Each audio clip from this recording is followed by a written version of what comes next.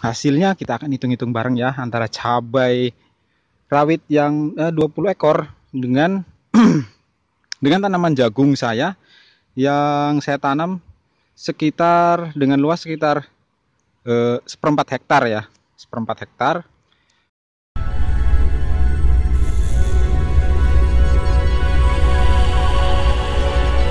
Assalamualaikum warahmatullahi wabarakatuh. Ketemu lagi dengan saya di sini, praktisi tanaman cabai, dan mencoba lagi jagung ya, yang baru, biar tidak terpaku pada tanaman cabai terus. Dan sebenarnya saya juga lagi mencari modal dari hasil jagung ini supaya angan-angannya sih ini semua ini cabai semua ya sahabatku ya. Ini kali ini saya akan mencoba sharing, berbagi pengalaman tentang seputar tanaman jagung yang baru pertama kali saya lakukan pembudidayaan, dan hasilnya menurut saya gila, jauh banget. Masih mending tanaman cabai ketimbang tanaman jagung. Bukan berarti saya menyepelekan tanaman jagung ya, karena mungkin saya kurangnya pengalaman dan jam terbang yang masih cetek, jadi kurang bisa mengoptimalkan pada tanaman jagung ya. Namun setidaknya saya sudah mencoba mencari pengalaman ya. Dan ini nanti rencananya saya mau memperluas tanaman cabai saya ya, yang katanya bisa beli Alphard atau Pajero ya. Ya, kita berdoa aja dan berusaha, semoga apakah benar ataukah tidak ya. Menurut saya dari tanaman jagung yang saya lakukan pembudidayaan ini, saya mendapatkan hasil itu 4,3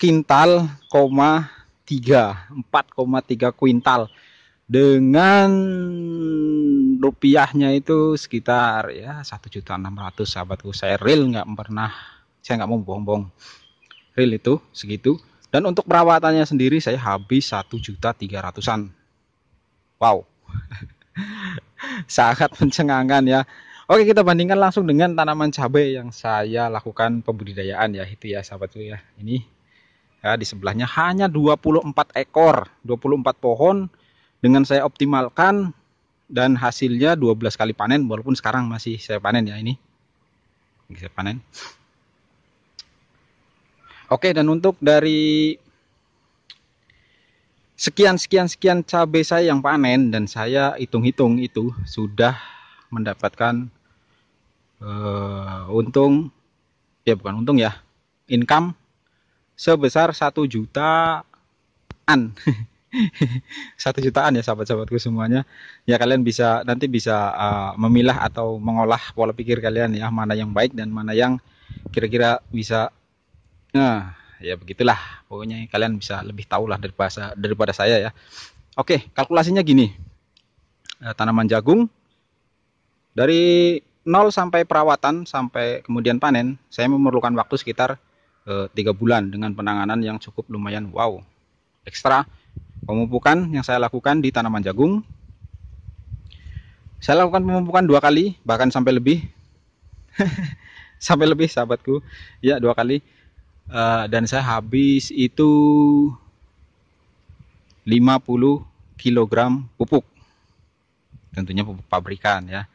Dengan metode metode pemupukan itu 2 kali ya, di usia 10 hari dan usia 50 hari, sebanyak 1 sendok makan ya, sekitar 13 gram per tanaman, dan habisnya segitu 50 kilo untuk seperempat hektar ya, 1 hektar dibagi 4, dan menghasilkan ya seperti yang saya bilang di awal, hanya menyisakan 300.000 dari untungnya ya, memang segitu.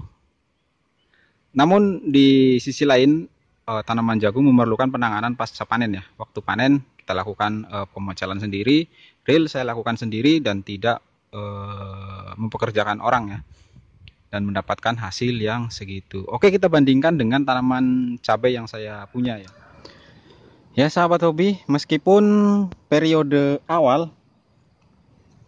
panen pertama sudah berlalu, sudah berakhir, itu menurut saya ya sudah berakhir, namun kelangsungannya itu masih tetap terjaga, dan kalian bisa lihat ya, masih tetap melakukan panen, namun ya hanya sedikit saja. Mungkin hanya sekisaran 1 kilo itu udah cukup berat dapatnya. Maklumlah cuman hanya beberapa ya. Namun kalau kalian bisa lihat ini, untuk kelangsungan ke depannya itu masih tetap ada ya, masih tetap terjaga, bunganya masih kembali bermunculan seperti ini. Dan mekanisme pemupukannya itu kita harus bisa memahami ya bagaimana cara pemupukan yang baik dan benar.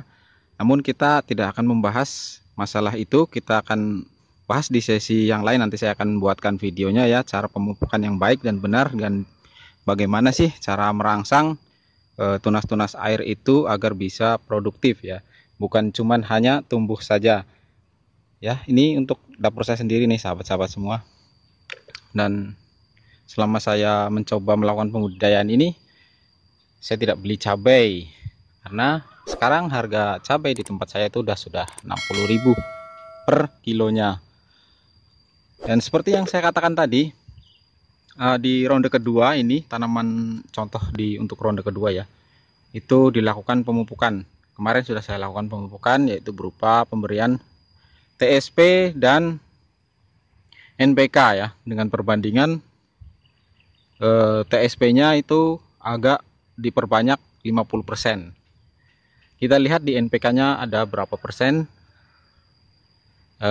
untuk fosfatnya, dan kita bisa langsung tambahkan setengah dari volume NPK-nya. Misalkan NPK-nya 1 gelas ya, kita tambahkan TS-nya itu setengah gelas, itu seperti itu ya. Dan ini seperti ini sahabat-sahabatku, akan saya tunjukkan di usia generatif, biarpun di masa panen yang untuk memasuki kedua kalinya, itu tetap akan terjadi laju pertumbuhan seperti ini tersier baru.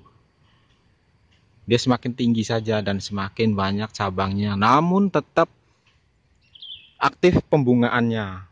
Jadi seperti itu, penggunaan pupuk itu sangat berguna sekali. Dan jika menurut kalian itu pemakaian pupuknya itu banyak segentong atau mungkin seberapa, itu kalian salah persepsi yang sangat salah.